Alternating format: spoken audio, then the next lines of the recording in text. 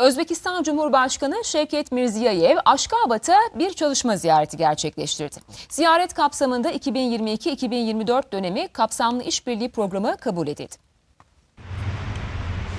Türkmenistan Devlet Başkanı Serdar Berdimuhamedov'un Temmuz ayında yaptığı Özbekistan ziyaretinin ardından şimdi de mevkidaşı Şevket Mirziyoyev, iade-i ziyaret için Aşgabat'a gitti.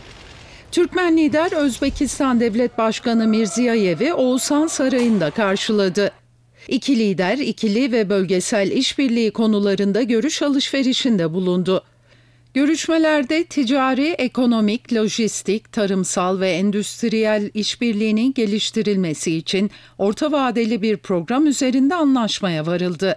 İki ülkenin yetkilileri arasında 2022-2024 dönemi kapsamlı işbirliği programı kabul edildi. Çok sayıda anlaşma imzalandı. Özbekistan Devlet Başkanı daha sonra Aşgabat'ta Taşkent Parkı'nın açılışına katıldı.